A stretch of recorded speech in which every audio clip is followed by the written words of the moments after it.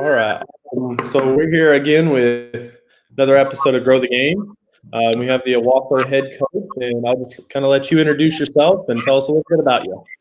All right. Hi, my name is Meghann Kannett. I am from Owasso, Oklahoma.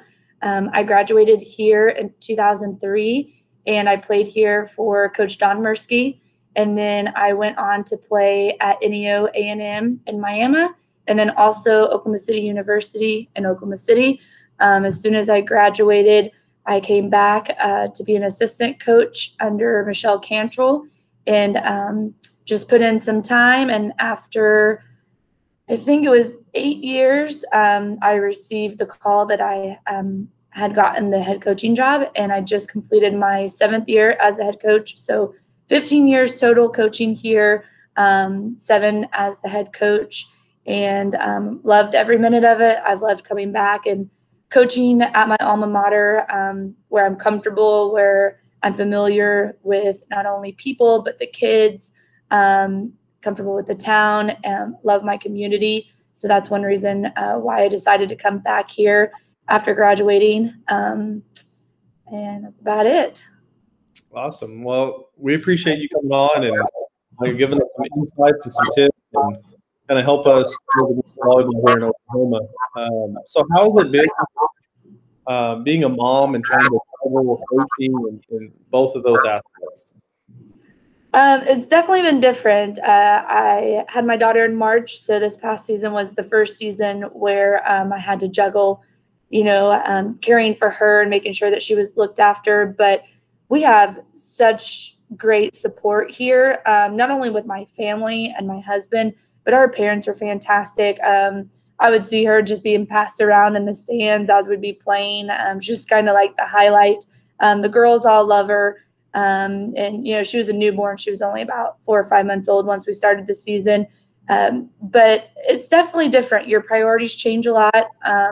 It used to be just about me, and I could go wherever I wanted to go and do whatever I wanted to do and only have to worry about my schedule. But now when it comes to practices and team unity ideas and out of town tournaments and all those things that take extra time, you have to think about, what am I going to do with her? Who's going to watch her? Can I do those things? Do I have a babysitter? So that's the only, I think, hiccup that I have now being a mom, is that I can't just go and do things that I've done with my team before thinking about her first. That's awesome. When is her birthday? March 7th. Mine's the 26th. Oh, I was due on the 27th. It was so close, but she came. But I had matching. So you said that you grew up in Owasso. How is that coaching now for your alma mater? Is that something you always dreamed of doing, and now it kind of came to life? Or yeah, I honestly didn't know that I wanted to be a teacher and coach until I went to college. My dad is the head baseball coach here, and he came back after graduating from Owasso and coached for his former head coach. And so as a joke to my head coach as I was graduating, I said, I'm going to do what my dad did, and I'm going to come back and coach for you. You're not getting rid of me that easy. And just joking with her. And when I left for college, she gave me a card, and in the card she wrote that she did want me to come back and do that. And so I thought, you know what, I wonder if I could do that. So as I was going through college, I started thinking about it and decided that's what I wanted to do. And unfortunately, she moved back to Texas before I graduated college, so I never got to actually coach for her.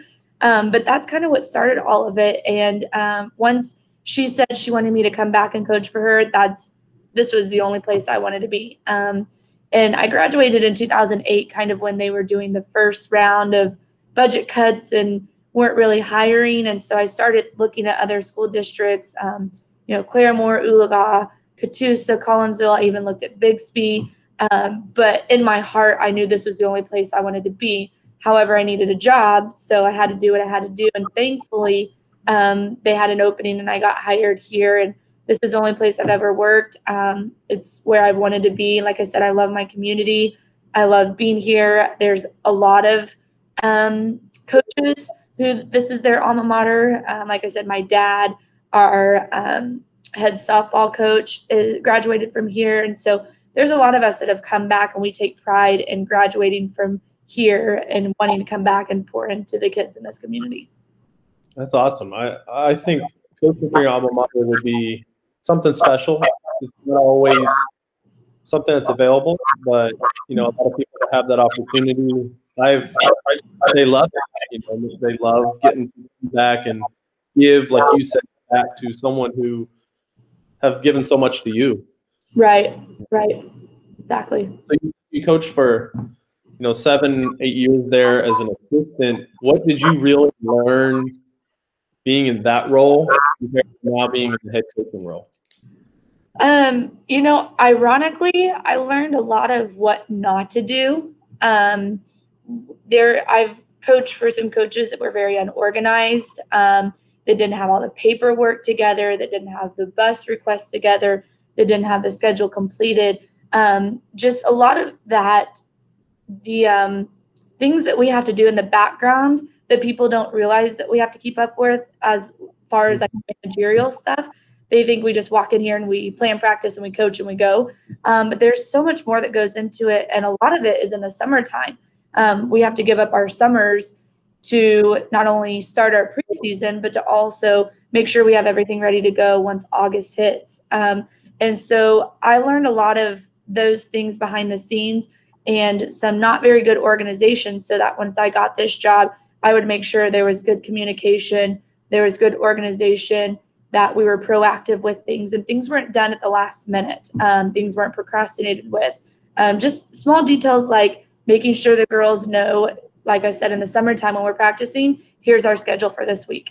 Instead of telling them, hey, tomorrow we're going to lift at 1, and then tomorrow we're going to do this. I would give them a week-by-week schedule so that they knew in advance what was expected of them. And things like that weren't done when I was an assistant. So I would say more of the things of what not to do, or things to make sure that you get accomplished. And I'm not saying that all the head coaches that I coached for weren't good.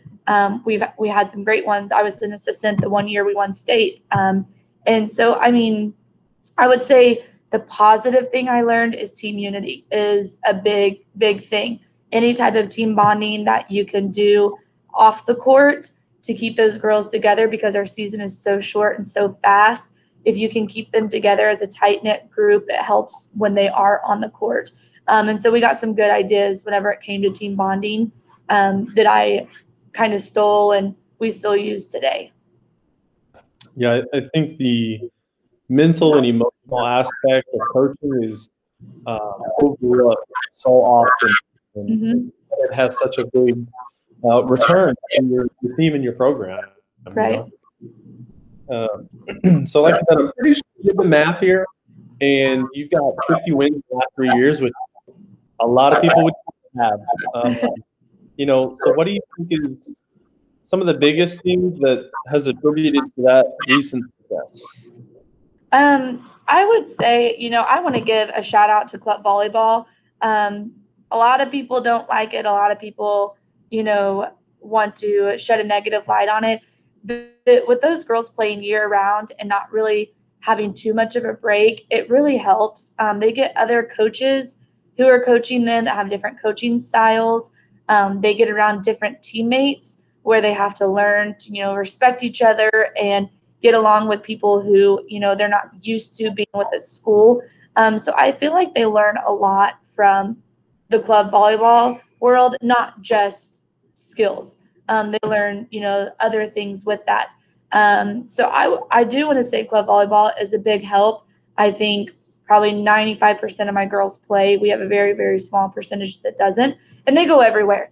There's a couple of them that are on the same team together, but for the most part, they go off and they play with girls from all over. And that's a big factor. We now have a strength and conditioning coach. And so our girls lift twice a week from January to December. We do in the summer preseason, we do in season, and now we're hitting our off season program. So they don't really get too much time off with that. So our strength and conditioning program that we have developed over the last 2 or 3 years, I've seen a big difference in that.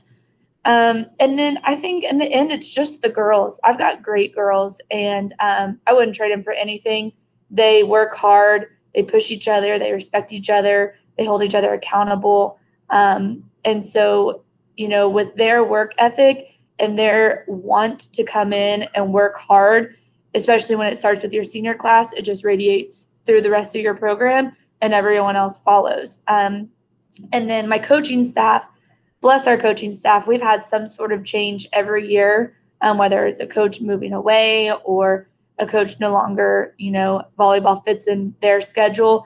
But my coaching staff this last year was rock solid. It's probably the best staff that I've had in my 7 years as a head coach. And all of them plan on coming back, so that's great news for us. But my coaching staff, they're just rock stars. They're irreplaceable in my eyes, and if any one of them left, I would be scrambling to find someone new. So they do a fantastic job. Yeah, I really like that you mentioned the strength and conditioning, because from talking to a lot of my girls that go play college ball or other girls that have played, one of the biggest things they notice is that they take strength and conditioning very seriously at the college level. Mm-hmm. They see such an improvement. And I know there's not strength and conditioning coaches all over the place and have, you know, those abilities, but the schools that do, they benefit like tremendously. And you see it, you know, right away, but long term, those kids that are freshmen who have 4 years of that, really, they gain a ton. They just gain a ton. You've had some really good success, you know, especially lately. And what do you think is something that your program really values? Is there something, you know, that you just think off the top of your head, like, we value this day in, day out? I think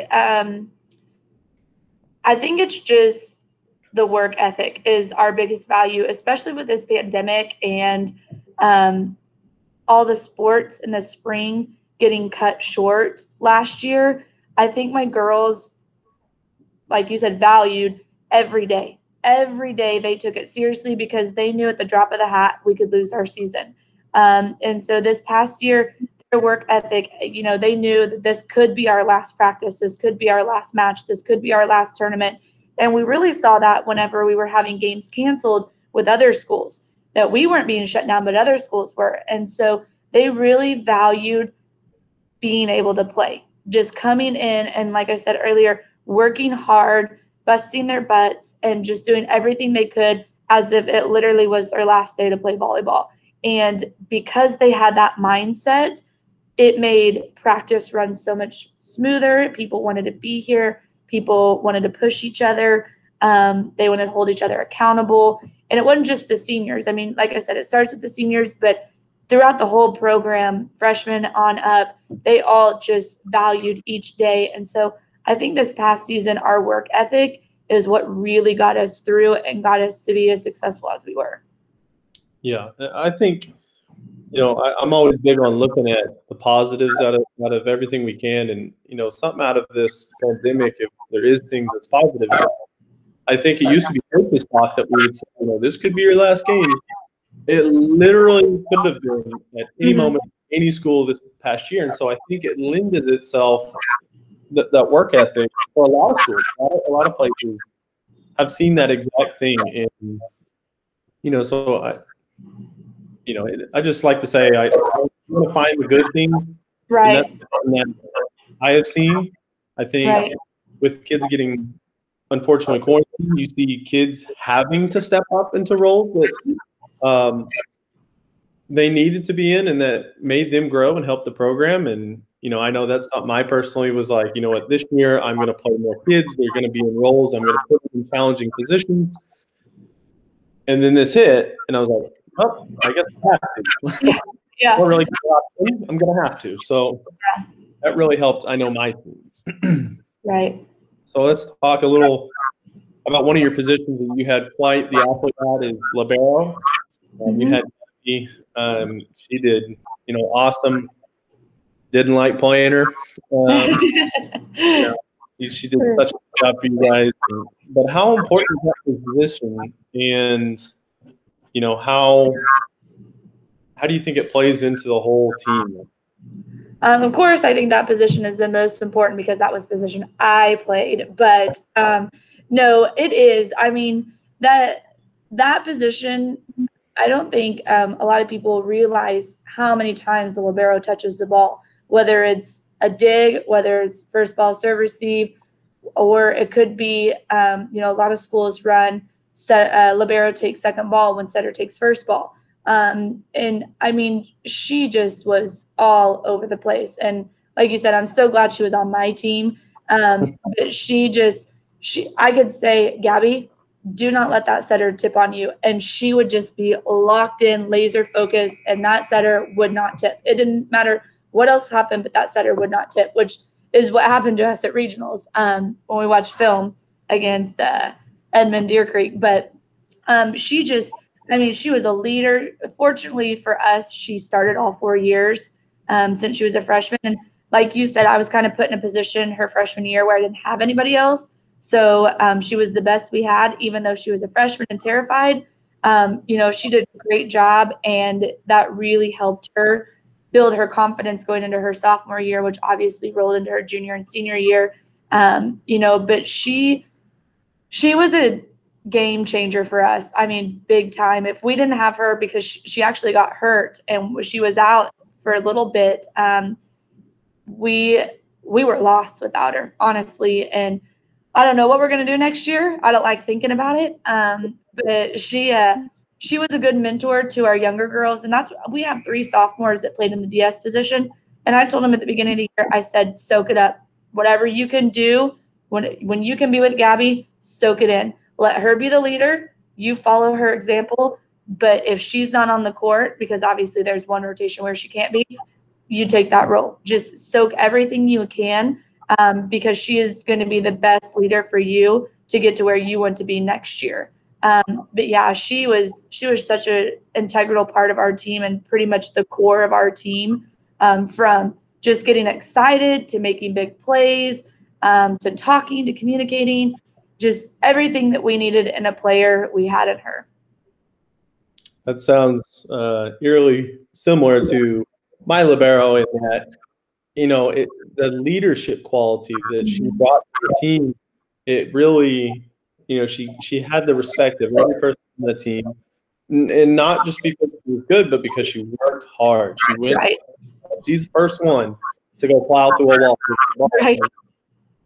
So that leadership aspect of liberos, I think, is, I don't know if I'd say overlooked, but it's such an important quality for them. Oh, yeah. Well, and that kind of work ethic or play that, where they'll go and get anything is so contagious. If your libero will go make an outstanding play, everyone else will follow. And so if you can have a libero that will be a playmaker, that will do whatever it takes and will not let a ball hit the floor, everyone else will play to that level because they'll demand it. But if you have someone who's just lackadaisical out there, everyone else is going to follow that quality as well. So it's important to have a libero who's going to work hard.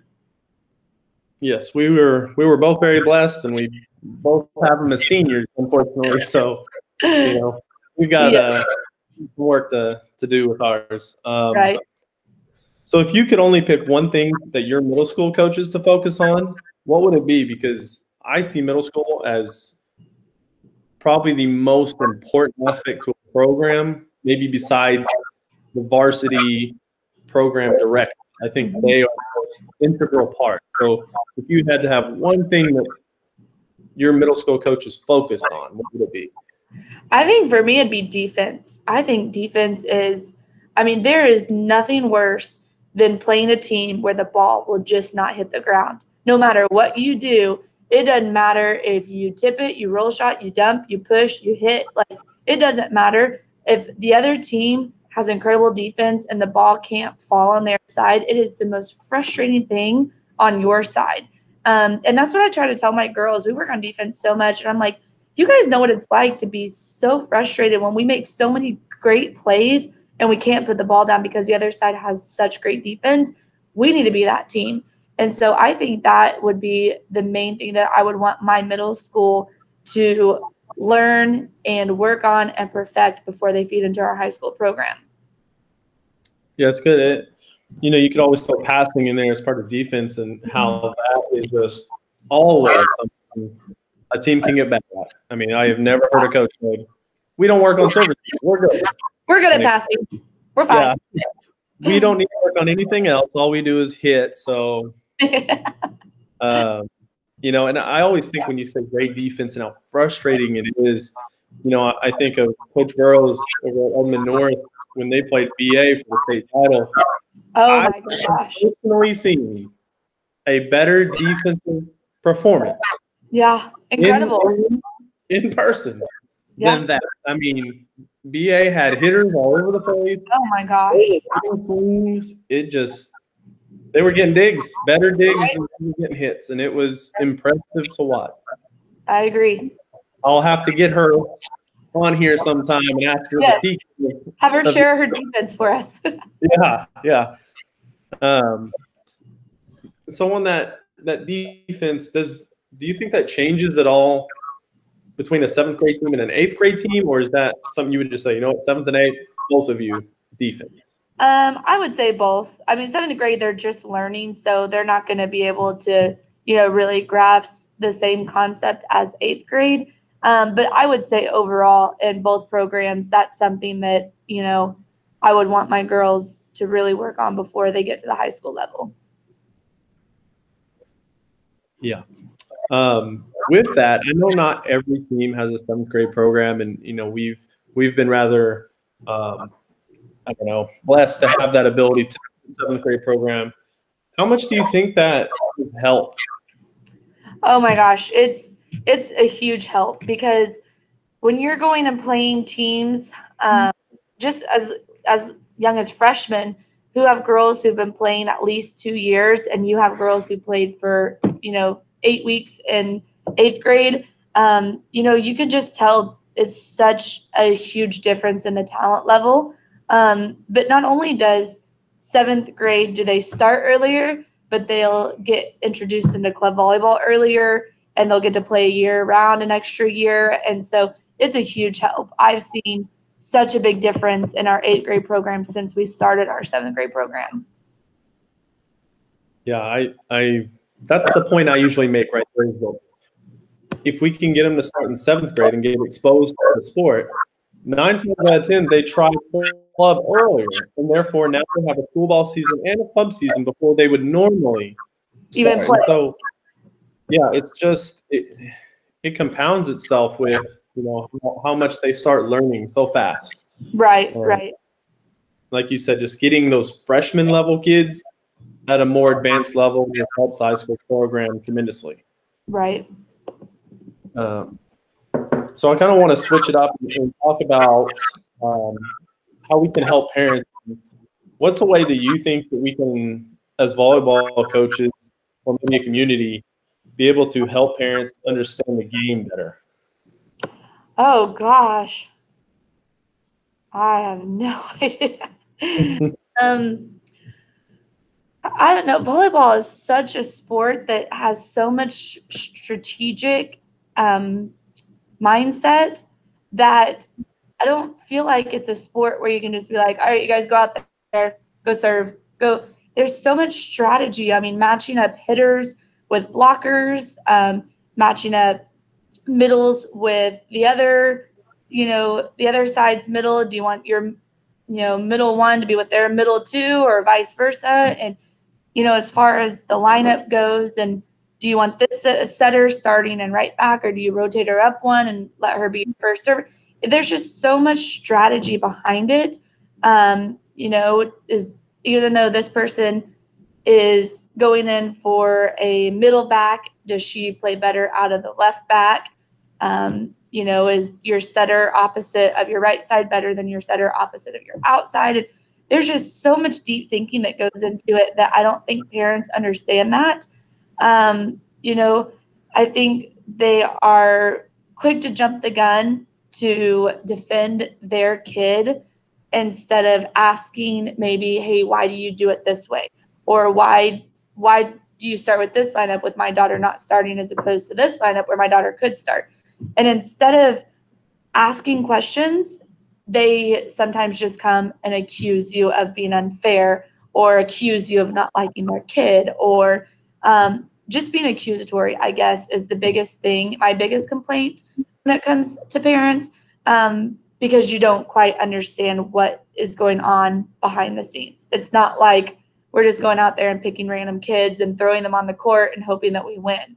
There's a lot of reps that go into it with practice. I know for you guys, as well as anybody else, you look at who your opponent's going to be and you practice a certain way for that opponent for that next match. And then after that match is over with, you change it for the next opponent. Practice is never the same, never the same lineup, never the same drills. And so I think them just getting a better understanding behind the game instead of just what they see would be my biggest tip. Yeah, a couple points. One, I think in every episode of some fashion is about how strategic and tactical volleyball really is. Until you have an understanding, you just don't know. I mean, I know before I understood volleyball in the slightest, I was that guy that, just jump and hit it as long as you could with closed fist. But then you start figuring out that, you're trying to hit it this way, or your thumb down, and like you said, rotating the dial and trying to get matchups. And, do you serve at this location? Or are you trying to get a middle match up and have them pass? Or are you going in front of the setter? I mean, there's just so much. And, I really hope that if there's parents watching that, they kind of take that in and really just ask and try to find more info, because that's what we want to do with this. As part of it is to help you better understand the game.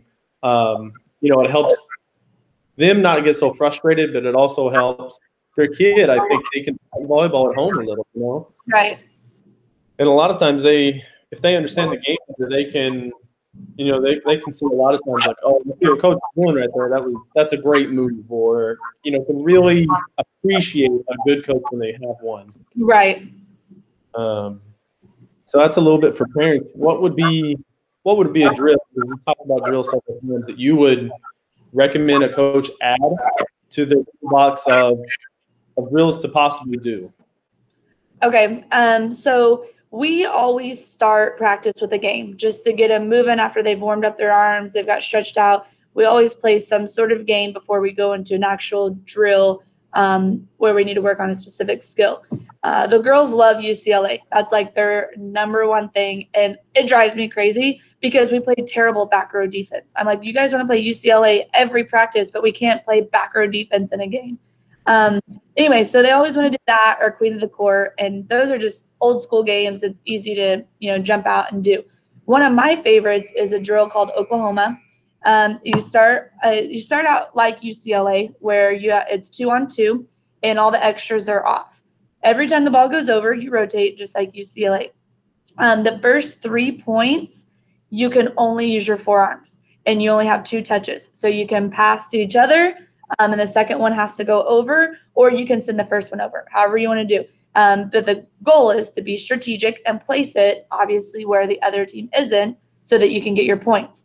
Once you get to 3 points, it's the same thing, but you can now use your hands. So still 2 people, but you can use your hands, forearms and hands. You still only get 2 touches. You're still rotating. So if your score, say, is 4 and the other side is 1, you have an advantage because now you can push the ball and place the ball with your hands while the other side is still having to use their forearms. Okay. So anyway, so it goes by 3s. So once you get to 6, you add a person. So you now have 3. So you could be playing 3-on-2, but you can pass set and just swing. You can't jump. You can't do anything. You just have to stand flat footed no matter where you are on the court, but you can swing. So if you're at 6 and they're at 1, you now are playing 3-on-1. And you can pass that hit, and they're still just passing. So it's an advantage to keep scoring and not let the other team score. Once you get to 9, you can jump and swing back row. So same thing, pass, set, hit, but you can now jump. Once you get you add a player. So you can add a setter, and then you have your 3 back row players. And so now it could be 4-on-2 if they're still at 2 on this side. Anyway, so you at 9 points, you add a player, and now you can pass, set, and jump and swing back row. Once you get to 12, you add a 5th player, and now you can jump and swing front row. And the game goes to 15. So it increases the skills that you get to add increase whenever it's by 3s. And at some points you get to add players. So you're obviously, like I said, not only trying to score points so you can get to that next threshold, but you're trying to keep the other team as low as possible, where you have the advantage where you might be playing 5-on-3 and all they can do is pass, set, and swing flat-footed, but you're swinging front row. So it gets very, very competitive.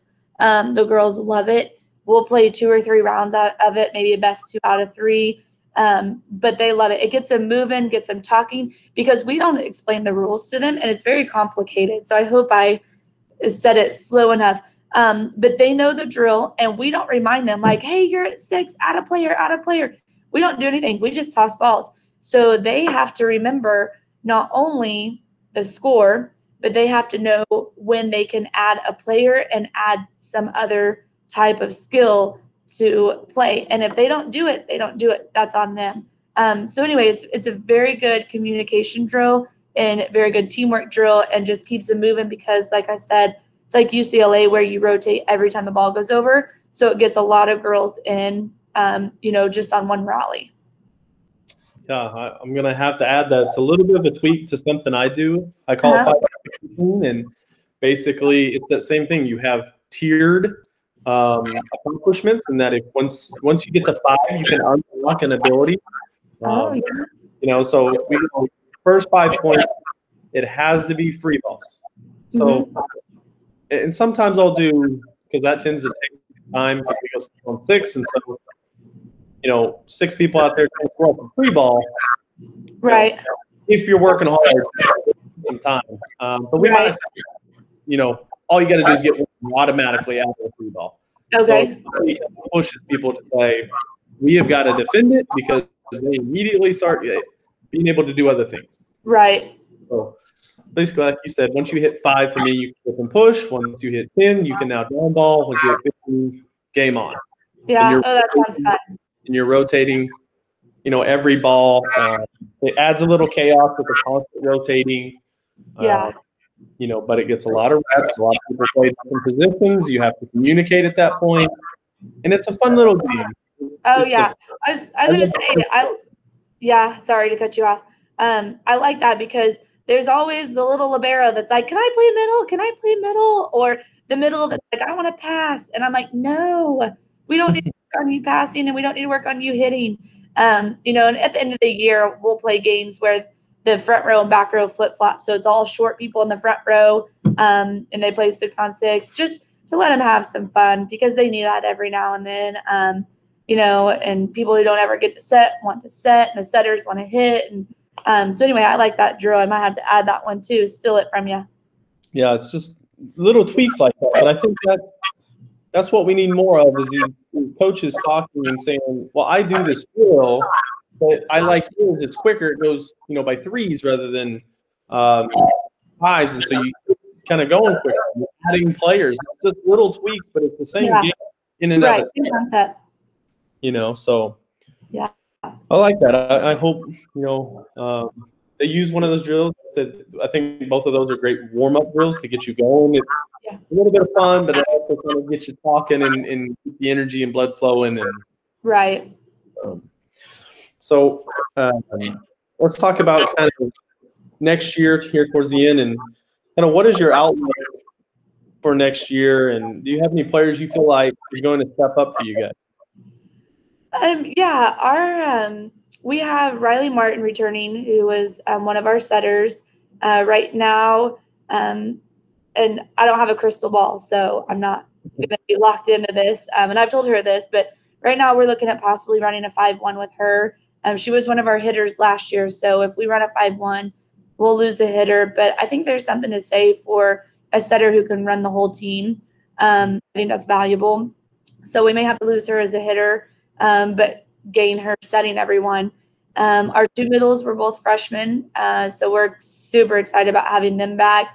They were young and a little inexperienced, but they did the job for us this year. And They're playing club together on the same team again this season, so that will help with their chemistry. So we looked at add them.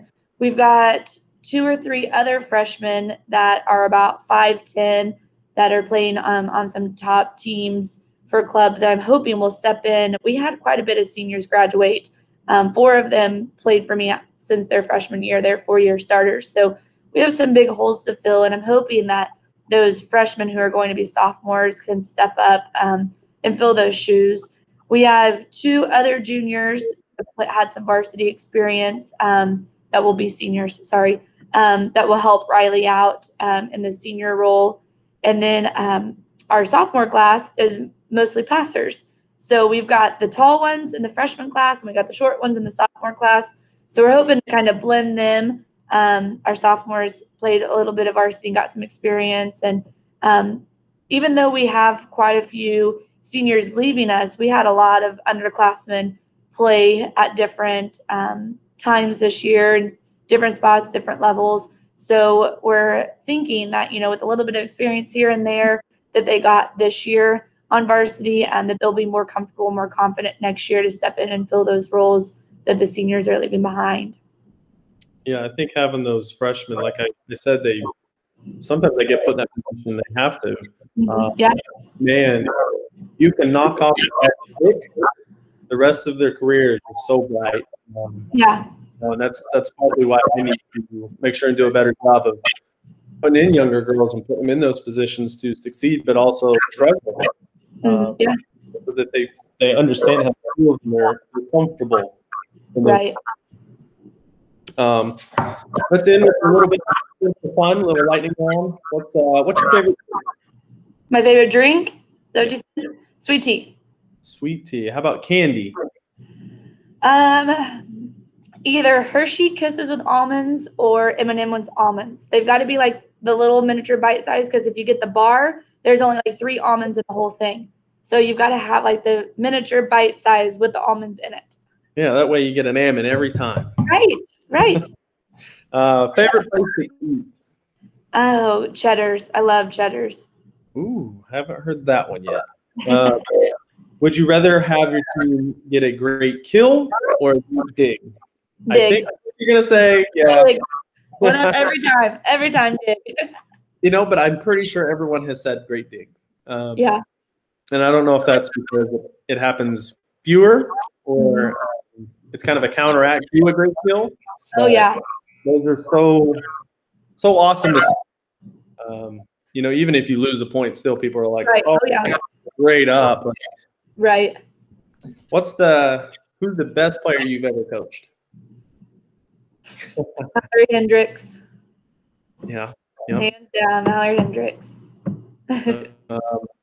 What would you say the toughest position to play in volleyball is?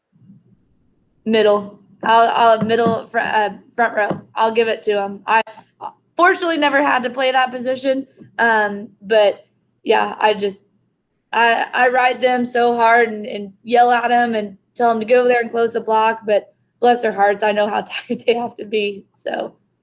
That's unfortunately that's what I play, and it is so tough on kids to work so hard to get so few sets to kind of have that reward for working so hard, but it is a hard working job for kids. Yeah. What would be the most memorable volleyball moment you've had in your career? I would say probably going to state my very first year that I was the head coach. We went to state and we lost in 5 to Edmond Memorial. Gosh darn it! But that was pretty exciting to go and be one of the 8 teams left in the state to go and compete and as a first year head coach. Yeah, that would be quite special to experience. I know, talking to Heath over at CHA, he had it. I don't know, it's going to be really hard to do his, but he had that same kind of thing going to state, and it being a very emotional time for him and his team, and just makes it so much worth it. All that hard work and coaches, that we all put into it. And it just kind of, it's a nice payoff to see everything, you know, kind of reward yourself. Right. Well, I appreciate you coming on here and giving us some tips and helping parents and some other coaches and maybe some players that are watching understanding the game better. And hopefully we can just continue this trend upwards for Oklahoma volleyball, and we can just get competitive and grow it to have more people getting to play and the understanding this as a whole for the community. Yeah, absolutely. Thank you so much for having me. I appreciate it. It's an honor. Yes, thank you so much. All right.